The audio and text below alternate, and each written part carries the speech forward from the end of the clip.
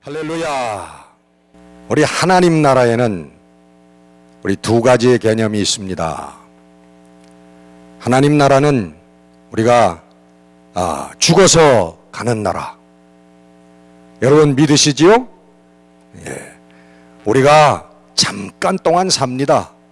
우리가 잠깐 동안 살고 나서 우리가 이 육신의 장막을 벗을 때에 하나님 나라로 가는 거예요. 그래서 우리가 요단강 건너가 만나리 그러잖아요. 며칠 후 요단강 건너가 만나리. 우리 다 거기서 만나게 되기를 바랍니다. 거기서 못 만나면 좀 곤란한 거예요. 우리 사도 바울도 이 육신의 장막이, 이 세상에 우리 육신의 장막이 쓰러지면 우리 사람의 손으로 만든 것이 아니라 하나님께서 지으신 집, 하늘의 집이 있다. 고린도후서 5장에 말씀하고 있습니다. 또 하나의 하나님의 나라의 개념은 뭐냐면 오늘 여기에 이루어지는 하나님의 나라입니다. 우리 예수님께서 마태복음 12장에 성령의 역사를 비방하는 유대인들을 향해서 내가 만일 성령의 능력으로 귀신을 쫓아내는 것이면 하나님의 나라가 이미 너희에게 임하였느니라. 할렐루야. 오늘 우리에게 임하는 하늘나라, 성령의 능력으로 성령의 섭리를 따라서 우리 임하시는 오늘 우리가 체험할 수 있는 나라가 하나님의 나라라 그런 말이에요. 그래서 지리적으로 공간적인 개념을 떠나서 우리 하나님께서 다스리는 나라, 다시 말하면 하나님의 뜻과 하나님이 원하시는 것이 이루어지는 장소, 그곳이 하나님의 나라다. 예수님은 그렇게 말씀을 하신 거예요. 그래서 누가복음에 보면은 너희가 하나님의 나라는 여기 있다 저기 있다 할 수 없다. 하나님의 나라는 어디 있다? 너희 속에 있느니라. 할렐루야. 여러분 우리 속에 이미 하나님의 나라가 와 있어야 돼요. 예? 우리가 이 땅을 살면서 하나님의 나라를 체험하면서 사는 게 성도들인 줄 믿으시기를 바랍니다. 여러분 신경질 부리고 짜증나고 미워하고 시기하고 질투하는 그런 마음은 그건 성령이 와 계신 마음이 아니에요. 성령이 와 계신 마음, 성령은 그런 마음들을 싹 다 몰아내시고 하나님의 자유함과 평화와 사랑으로 충만한 그런 우리 마음들을 만들어주시는 줄 믿으시기를 바랍니다. 그것이 하나님의 나라라고 우리 예수님께서 말씀하고 계시는 거예요. 근데 이 두 가지의 하나님의 나라의 개념이 서로 상반되는 게 아닙니다. 죽어서 며칠 후 요단강 건너서 만나리. 우리가 이 육신의 장막을 벗어버린 다음에 가는 나라, 그 하나님의 나라가 있고 또 오늘 우리들 삶 속에서 임하는 하나님의 나라, 성령의 능력 가운데서 성령의 역사 가운데서 이루어지는 하나님의 나라, 그 나라는 상반되는 개념이 아니에요. 오늘 우리가 이 땅에서 그 하나님의 나라를 체험하고 하나님의 나라를 살아야 우리가 육신의 장막을 벗은 다음에 그 하나님의 나라에 갈 수 있는 거예요. 오늘 이 땅에서 하나님의 나라를 모르고 우리가 이 땅에서 하나님의 나라를 체험하지 못하고 이 땅에서 하나님의 나라를 살지 못하는데 죽은 다음에 어떻게 하나님 나라를 가겠습니까? 그렇죠? 이 땅에서 하나님의 나라를 체험하고 하나님의 나라를 살고 하나님의 나라를 전하는 여러분들이 되시기를 주의 이름으로 축원합니다. 이게 우리 성도들의 삶이에요. 그래서 좁은 길을 걸으며 밤낮 기뻐하는 것. 여러분 성도의 길이 얼마나 좁은지 몰라요. 여러분 잘 아시죠? 믿음의 길, 믿음대로 살려면 얼마나 힘들지 몰라요. 오리를 가져가든 심리를 가져와라. 속옷을 가져가든 겉옷까지 다 벗어주어라. 내 원수를 사랑해라. 얼마나 성도의 길이 어려운지 모릅니다. 그러나 여러분, 그럼에도 불구하고 우리가 우리 마음속에 기쁨을 잃어버리지 않는 것은 성령께서 함께하여 주시는 줄 믿습니다. 그게 여러분 하나님의 나라예요. 여러분 얼마나 좋습니까? 웃으면서 정말 안아주면서 서로 사랑하면서 평화를 이루면서 여러분 얼마나 서로 존중하면서 얼마나 좋습니까? 에? 너는 밑으로 내려가라. 내가 올라서리라. 그걸 거기 분쟁과 싸움이 일어나는 거예요. 왜 하나님의 나라가 임해야 되느냐? 여러분 매일 우리 주기도문 외우시잖아요. 예? 하나님의 나라가 주의 뜻이 이 땅에 이루어지이다. 하나님의 나라가 임하옵시며 Thy kingdom come, Thy will be done in earth. 하나님의 나라가 이 땅에 임하게 되기를 우리가 매일매일 기도하라고 예수님께서 우리들에게 부탁을 하셨어요. 하나님의 나라가 왜 필요한가를 우리가 생각하려면 인간이 이루어 놓은 나라를 우리가 생각해 보면 압니다.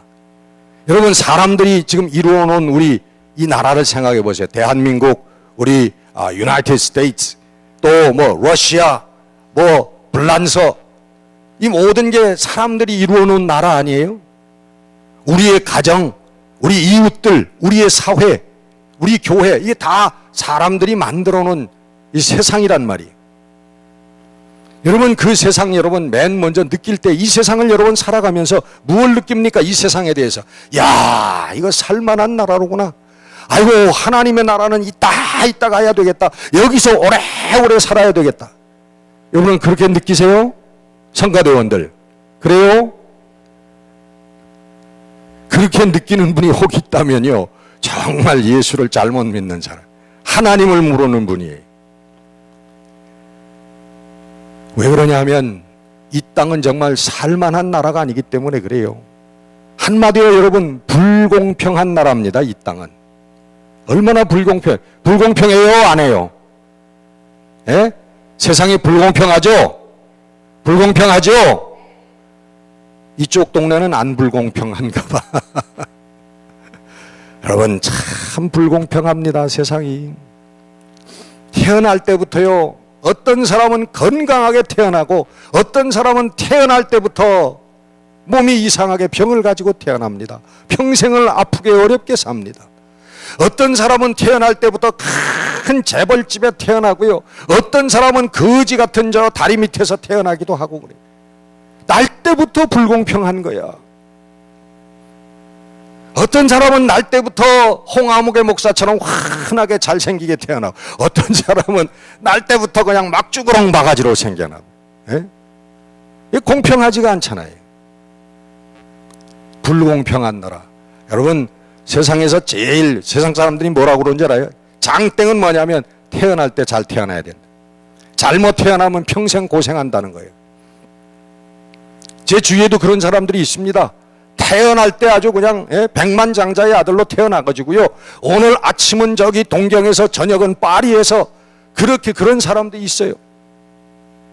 라스베가스에 가가지고 하루에 200만 불, 300만 불씩 날리고도 눈 하나 깜짝하지 않는 사람이 있어요. 돈이 그냥 셀 수 없이 많으니까. 얼마나 불공평합니까? 예? 세상이 그런 세상이에요. 근데 그거 살만한 세상이에요? 여러분 이 세상에서 불공평한 그런 그 육신과 생활의 체험을 하기 때문에 공산주의라고 하는 게 생겨난 거예요. 공산주의가 뭐예요? 재산을 다 같이 공유하자는 거죠. 가진 거를 같이 똑같이 공평하게 나눠 쓰자는 거죠. 근데 공산주의가 어느 나라예요? 지금? 예? 공산주의 저기 러시아, 중국, 또 거기서 좀 더 좀 변형된 건 뭐 일당 독재지만 우리 이북, 여러분, 근데 그 나라를 보세요. 그 나라들이 공평하게 다 똑같이 잘 삽니까? 어떻게 됐어요? 공평하게 다 못 살게 돼버리고 말았어요. 그리고 또 거기에는 또 이 민주주의보다 더 차별이 많아요. 위에 있는 그 당원들 또 특권 계층들은 이 서구에 사는 사람들보다 더 잘 삽니다. 더 권력을 누리면서 삽니다. 왜 그렇게 공산주의 똑같이 잘 살자고 하는 그 제도가 그렇게 됐을까요? 예? 원인이 뭐예요? 원인은 우리들 마음속에 있는 욕심과 이기심 때문에 그런 거예요. 공산주의를 신봉하는 사람들도 자기 마음속에 있는 욕심과 이기심을 극복하지 못하면 공산주의고 뭐고 없는 거예요. 나밖에 없는 거예요. 그거를 여러분 성경은 뭐라고 지적하냐면 self-centeredness, self-centered life, 그렇게 성경은 얘기하고 있습니다. 나 중심적인 삶. 모든 것이 나를 기준으로 해서 판단되어지는 거예요. 다시 말하면 내 인생의 주인도 하나님이 아니라 나라는 거예요. 이 세상을 운영하는 것도 나 중심적으로 운영한다는 거예요. 그게 여러분 가장 불신앙이고 하나님께서 정죄하시는 죄예요. 우리 인생은 하나님 중심이 돼야 되는 게 God-centered life가 돼야 되는 거예요. 하나님 중심의 삶이 돼야지 self-centered, 내 중심의 삶이 되게 되면은 그거는 거꾸로 가는 삶이 되어버리고 하나님의 영광을 가리우는 삶을 살게 된다고 하는 것입니다. 사랑이 없는 나라입니다, 여러분. 불공평한 나라뿐만 아니라 제가 아는 식당 주인은요 그렇게 얘기해요. 한 사람 들어오면 10불, 세 사람이 들어오면 30불, 또 저놈들 술 3병은 먹을 테니까 합계 60불짜리로구나. 인간 사람들이 들어오면 전부 돈으로 샌대요. 그 얘기를 듣고 야, 참 대단하다. 정말 돈 귀신이 들려도 어떻게 이렇게 들릴까? 근데 어떤 사람은요, 그분도 제가 아는 사람은요, 식당을 하는 분인데 전도지를 거기다 놓고요, 한 분 오면 전도지를 주고 해서 그날 매상을 전도지가 몇 장 나갔느냐를 세어보면서 아, 매상이 얼마가 되겠구나, 그렇게 안 돼요. 여러분이 얼마나 천양지 하늘과 땅과 같은 차이가 있는 삶입니까? 존귀한 삶이라고 하는 게 다른 게 아니에요. 여러분, 이웃집 어린아이를 성폭행하고 죽이고 5살 난 아이를, 우리 그런 비정한 사회에서, 사랑이 없는 사회에서 나의 쾌락을 위해서는 다른 사람의 생명까지도 무자비하게 짓밟는 그러한 사랑이 없는 나라에서 우리가 살고 있는 거예요. 그래서 하나님의 나라가 이 땅에 와야 된다는 것입니다. Thy kingdom come.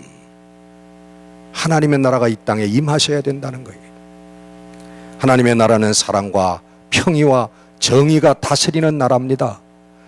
하나님의 나라의 개념을 여러분 죽어서만 가는 나라라고 생각하지 마시고 이 땅에서 하나님의 뜻인 사랑과 평화와 자유가, 사랑과 평화와 믿음이 이 땅에 구현되는 곳, 우리 교회가 그것이 구현되는 교회라면 이 우리 은혜의 강 교회가 하나님의 나라가 되는 것이고, 그 사랑과 평화가 구현되는 여러분의 가정이라면 여러분의 가정이 하나님의 나라가 되어지는 것인 줄 믿으시기를 바랍니다.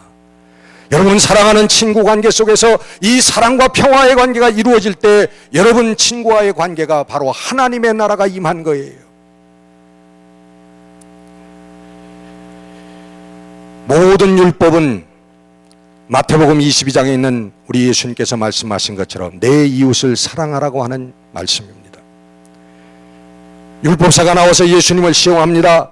무수히 많은 두꺼운 율법책이 있는데 그 많은 율법들, 하나님의 율법들 가운데 가장 중요한 율법이 무엇입니까? 그랬더니 내 마음과 목숨과 정성을 다하여 뜻을 다하여 하나님을 사랑하라.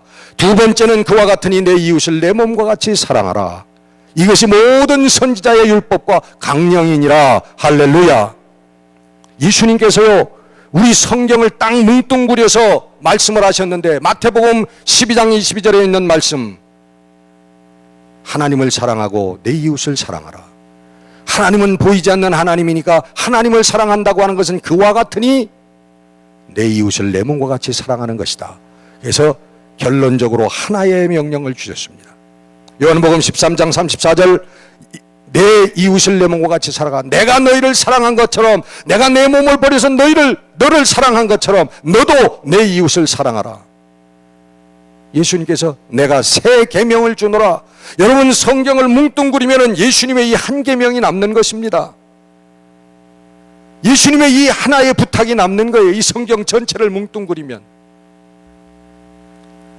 요한복음 15장에도 말씀하십니다. 내가 너희를 사랑한 것 같이 너희도 서로 사랑하라.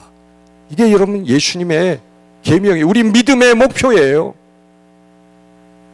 아무리 다른 것을 이룬다고 할지라도 우리 신앙의 삶에서 이 사랑의 삶을 이루지 못하면 우리는 실패하게 되고 마는 것입니다.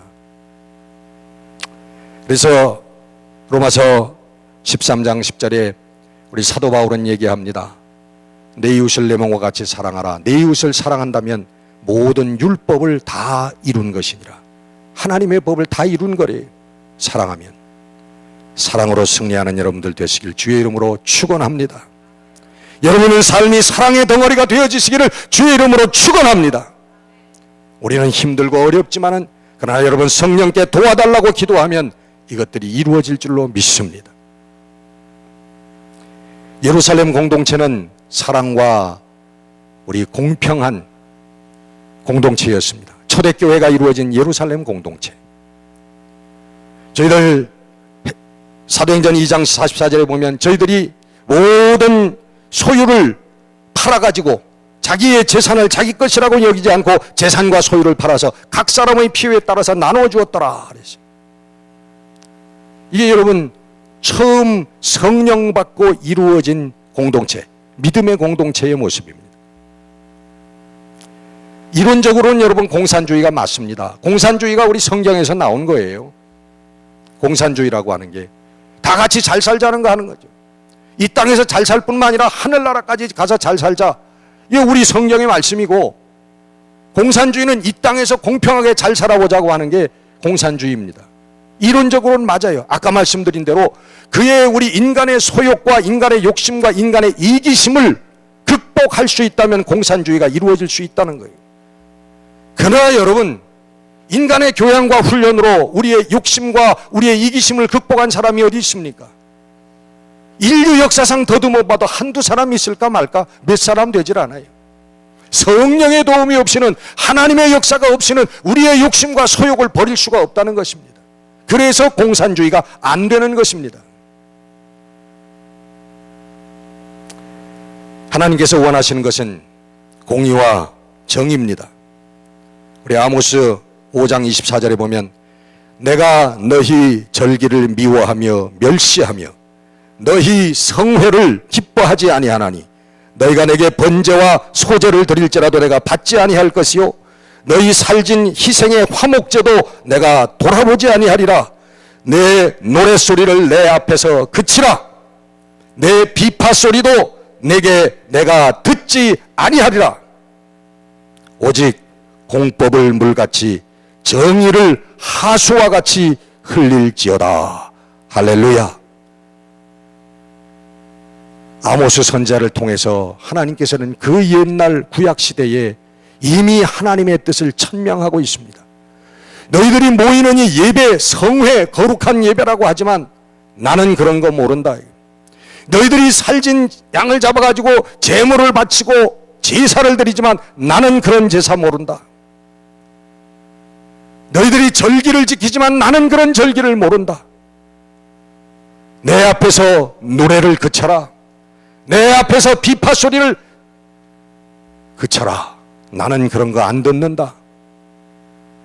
그러면 뭡니까 하나님? 내 앞에서 오직 공의와 공법을, 우리 정의를 물같이 흐르게 하고 공의를, 공법을 하수와 같이 흘릴지어다. 여러분, 공법, justice를 얘기합니다. 정의를 얘기합니다. 우리 정의, righteous를 얘기합니다. justice, righteousness 이런 삶을 살 때에 내가 너를 알아보리라. 나는 너의 하나님이 되고 너희는 나의 백성이 되리라. 너희는 나의 자녀가 되리라. 여러분, 하나님께서 관심하시는 것이 우리 성회도 제사도 우리의 찬양도 아니라고 하는 것입니다. 우리 찬양대 늘 수고하지만 우리의 삶이 여러분 정말 하나님의 justice, 하나님의 righteousness, 하나님의 공법과 정의 위에 우리의 삶이 서지 못한다면 여러분 100만 번을 찬양을 한다고 해도 하나님하고는 상관없는, 하나님 듣지 아니하시는 찬양이라고 하는 것입니다. 우리가 어렵게 신앙생활 합니다. 새벽 기도도 나오고 11조도 바치고 봉사도 하고 오늘 또 산상수련회도 갑니다. 다 놀러가고 쉬어야 되지만 갑니다. 어려운 우리 신앙의 삶을 그렇게 살지만 그러나 하나님의 정의와 justice와 righteousness가 우리의 삶에 이루어지지 않으면 그 모든 것들이 다 허사라고 말씀하고 있는 것입니다. 여러분, 사랑과 공의와 정의의 삶이 하나님이 원하시는 거예요. 이 삶이 바로 오늘 본문에 얘기하는 너희의 몸으로 하나님께 산제사, 오늘 이 개정개혁에는 산제물이라고 되어 있어요. 너희의 몸으로 산제물로 하나님께 드려라. 이것이 너희들이 드릴, 하나님께 드릴 무슨 예배요? 영적 예배니라. 영적 예배니라. 예배라고 하는 게 뭐냐? 여러분, 이렇게 모여서 성경 찬송 들고 교회 와서 하나님께 찬송하고 설교 듣고 이거를 꼭 이것만이 예배라고 생각하시면 안 됩니다. 이거보다 더욱 근본적인 예배는 뭐냐 하면 우리의 생활로 드리는 예배예요. 우리의 생활로. 여러분, 여기서 거룩하게 성경 찬송 가지고서 이렇게 앉아있지만은 말씀도 듣고 찬양도 하고 기도도 하지만 여러분, 이 성전 밖에 나가서 여러분들이 사는 삶이 형편없다면, 세상 사람들과 똑같은 삶을 산다면 여러분들은 하나님과 상관없는 사람들이라는 거예요. 여러분 삶 가운데 하나님의 정의가, 하나님의 공법이 정말 물과 같이 하수와 같이 흘러나오는 그런 성도들이 되시기를 주의 이름으로 축원합니다. 오늘 본문 2절에 그래서 하나님의 선하시고 기뻐하시는 하나님의 뜻이 무엇인가 분별하도록 하라. 사도 바울은 그렇게 말씀하고 있는 거예요. 그래서 설교 끝입니다. 결론입니다, 이것이. 여기서 끝나면 딱 좋겠죠? 근데 조금 더 남았어요. 설명을 조금 더 해야 돼. 오늘 이 1절 말씀, 너희의 몸으로 하나님께 산 희생제물로 드려라. 이게 너희 드릴 영적 예배니라. 이 1절 말씀은 2절 말씀 그 다음에 나오는 말씀이 선행되어져야 되는 거예요.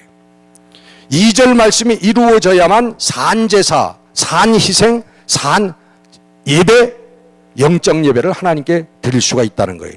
2절 말씀이 뭐예요? 너희는 이 세대를 본받지 말고 오직 마음을 새롭게 함으로 변화를 받아 하나님의 선하시고 기뻐하시고 온전하신 뜻이 무엇인지 분별하도록 하라. 이것이 여러분 이루어져야 하나님께 산제사를 드릴 수가 있다는 거예요. 여러분, 변화받고 변화받아야 하나님이 연락하시는 예배를 드릴 수가 있다는 거죠. 다시 말하면 우리가 변화된 삶을 우리가 사는 것이 이게 하나님께 예배를 드리는 것이다. 오늘 사도 바울은 분명하게 말씀하고 있는 거예요. 요한복음에 예수님께서 사마리아의 그 수가성 여인을 만나서 너는 하나님은 영이시니 너희는 진정과 신령으로 하나님께 예배를 드릴 것이다. 드려야 할 것이다 라고 하는 진정과 신령이라고 하는 뜻도 바로 우리 삶의 예배를 얘기하는 것입니다. 생활의 예배를 얘기하는 것입니다. 여기서 여러분 찬송하고 기도하고 거룩하신 하나님, 사랑의 하나님을 찾지만 나아가서 여러분들 사기치고 거짓말하고 다른 사람 돈 떼먹고 정직한 부정직한 삶을 산다면 그 사람이 어떻게 하나님 앞에 설 수 있겠느냐 그런 말이에요. 목사든 장로든 어떤 성도든 그거는 거짓 성도라고 하는 거예요. 오늘 말씀에 너희는 이 세대를 본받지 말고라고 하는 게 히브리어 스케마라고 하는 그 어원을 가진 단어입니다. 이 스케마라고 하는 단어는 외형적인 변화를 얘기하는 거예요. 외형적인 변화. 겉의 변화를 얘기하는 겁니다. 무슨 얘기하냐면 여러분 21살 때 여러분 모습하고 지금 60이 넘은 그 모습하고 같아요, 달라요? 예? 아무리 성형을 하고 찍어 바르고 해도 21살 때 모습하고 61의 모습하고 같을 수가 없단 말이에요. 안타깝지만 어쩔 수가 없어. 그게 바로 스케마라는 거예요. 변하는 거예요. 내가 양복을 입는 모습, 입고 선 모습하고 내가 반바지 입고 다니는 모습하고 같을 수가 없는 거예요. 그게 스케마, 변하는. 그 세상을 따라 변하는 그 세상을 본받지 말라 하는 말씀이. 그 다음에 오직 마음을 새롭게 함으로 변화를 받아. 오직 마음을 새롭게 함으로 변화를 받아라고 하는 이 말씀은 모르페라고 하는, 모르페라는 단어에서 그 어원에서 오는 말씀인데 불변하는, 변하지 않는 어떤 요소나 형태를 얘기하는 거예요. 불변하는 것, 변하지 않는 것. 다시 말하면 뭐냐면 우리의 외형은 변할 수밖에 없지만은 하나님의 진리, 우리의 속은 하나님의 진리로 변하지 않는 하나님의 진리로 변해야 된다는 거예요.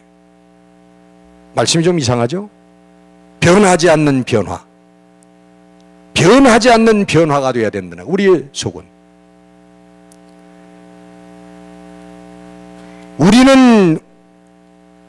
우리는 스케마할 수밖에 없지만은 그러나 우리의 속은 하나님 앞에 우리는 모르페 해야 된다는 거예요. 방언을 좀 했더니 여러분 잘 못 알아듣시는 것 같네.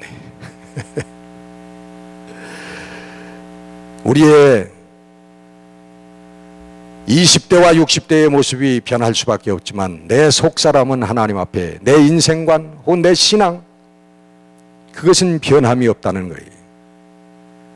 오늘 사도 바울이 그 변하지 않는 마음으로 사는 삶을 하나님께 보여드리고 바치라는 거예요. 그게 우리가 드릴 참된 예배라고 얘기하고 있는 것입니다. 여러분, 그 변화의 사람은 무엇을 하든지, 그 변화받은 사람은요 무엇을 하든지 예배가 되는 것입니다.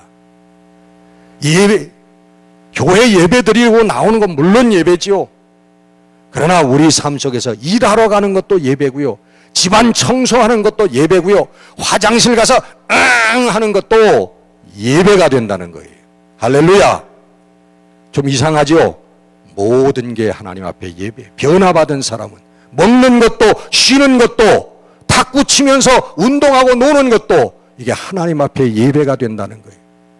여러분, 이런 예배의 사람이 되시기를 주의 이름으로 축원합니다. 우리 성도들, 하나님께서 원하시는 것은 이런 성도들을 원하시는 거예요. 삶으로 변화받아서 변화된 삶을 살며 그 변화된 하나님의 나라를 즐기면서 그 나라를 우리 전하는 사람들, 이게 하나님께서 우리들에게 살라고 하시는 모습이에요. 결과적으로 우리들의 하나님 주시는 사랑과 우리의 희락과 화평, 하나님의 나라를 건설하는 거예요. 우리가 그렇게 사는 것 자체가. 어떻게 이루어집니까? 여러분, 이런 사람이 성령이 함께 하심으로 이루어지는 거 아니겠습니까? 우리의 힘으로 되어지는 건 아니잖아요. 고린도후서 13장 13절에 보면 사도 바울이 얘기합니다. 예수 그리스도 은혜와 하나님의 사랑과 성령의 교통하심이 너희와 함께 할지어다. 이거 축도할 때 하는 거예요. 축도가 여기서 나온 거예요.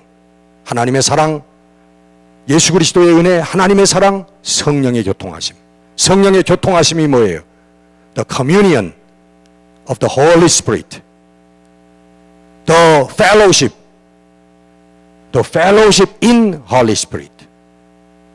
성령 안에서 성령과 교통하는 것. 여러분, 성령 받은 사람들에게는 바로 이 성령의 교통하심이 일어나는 거예요. 교통이 뭐예요? 일방적이에요? 쌍방이에요? 왔다 갔다 하는 겁니다. 성령이 말씀하고 내가 묻고, 성령이 묻고 내가 대답하고. 그게 뭐예요? 기도예요. 성령 충만한 사람은 무엇을 하든지 성령이 내재하시기 때문에 성령의 음성을 듣고 성령의 감동 감화를 통하여 새롭게 되어지고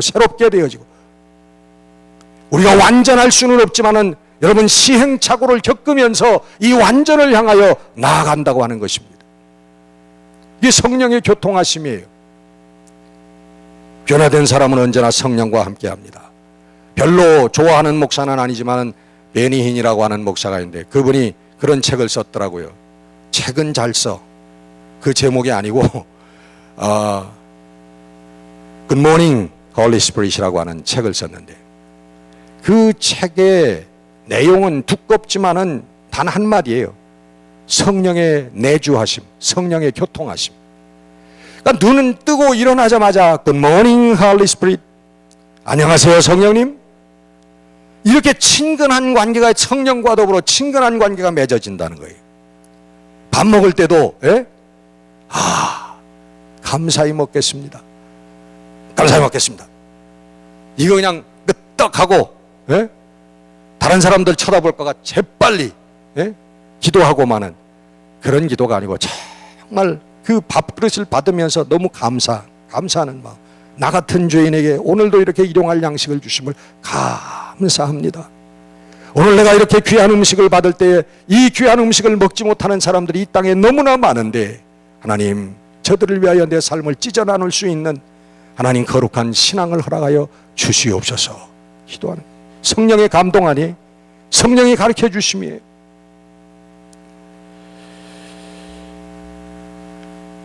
성령께서 늘 함께 하심으로 이 성령의 우리 교통하심이 교제하심이 이루어짐으로 말미암아 내 마음속에 하나님의 나라가 내 가정에 하나님의 나라가 우리의 교회에 하나님의 나라가 나아가서 이 땅에 하나님의 나라가 이루어지는 우리의 사는 모습이 그 하나님의 나라를 건설하는 것이고 그렇게 변화받고 사는 우리의 모습이 바로 하나님 앞에 산제사로 산제물로 영적 예배로 드려지는 예배라고 하는 것입니다. 오늘 참다운 예배를 깨닫고 여러분 우리의 삶으로 하나님께 참다운 예배를 드리는 진정한 예배자들이 되시기를 주의 이름으로 축원합니다. 기도하겠습니다.